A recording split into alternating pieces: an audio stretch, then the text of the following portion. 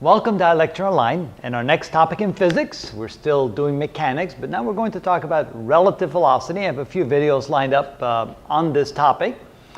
And so the first thing we're going to do is something very straightforward. Now this is not at relativistic speeds, meaning we're not going super fast, so the speed of light. This is classical mechanics.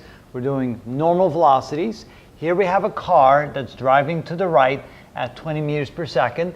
The driver opened up the window, sticks his arm out, and throws a baseball at 10 meters per second relative to the car. Then I have three observers here, A, B, and C. Observer A is just standing by the side of the road, not moving. Observer B is running at 5 meters per second towards the car. And then observer C is on a platform on the wheels that is moving to the right at 10 meters per second. And the person, observer C, is running at 5 meters per second relative to this car this way. Now, what do observers A, B, and C see as far as the speed of the ball? How fast is the ball moving relative to A, B, and C? Now, relative to A is fairly straightforward. That's going to be equal to the velocity of the car plus the velocity of the ball. And so this is going to be 20 meters per second plus 10 meters per second, which is 30 meters per second. And that's pretty intuitive. We can kind of look at it and say, yeah, that makes sense. What about observer B, who's now running towards the ball? Now, intuitively, we can look at it and say, all right, that means that B is approaching the ball faster than A, so the ball should appear to be moving to B faster than to A. But B is moving to the left at 5 meters per second, and that means it's a minus 5 meters per second. So the best way to describe that in the form of a formula is to write that the velocity of the ball is going to be equal to v of the car plus v of the ball, and then minus v of observer B.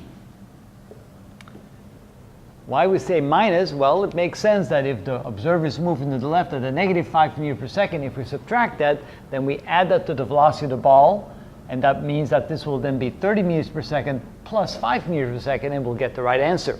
All right, so this then becomes 20 meters per second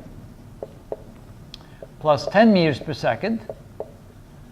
This gives us the velocity of the ball relative to the road or relative to a stationary observer, and that's going to be minus 5 meters per second, which now will give us 35 meters per second. So to observer B, the ball appears to be moving faster. What about observer C, who's running on a platform that's moving to the right at 10 meters per second? All right, that will then become v of the car plus v of the ball, which again gives us the velocity of the ball relative to the road or stationary observer, minus v of the ball plus v of the platform. Now notice that the platform is moving to the right, moving away from the ball, so the ball has a harder time catching up, so the ball will appear to be moving slower relative to C, and so therefore we subtract that velocity, and therefore we get a smaller velocity. So let's see what that ends up being. So this will be 20 meters per second plus 10 meters per second. Again, that would be the velocity of the ball relative to the road. Now we subtract from that velocity of I should say observer C, not B, because now we're working with a different observer, observer C.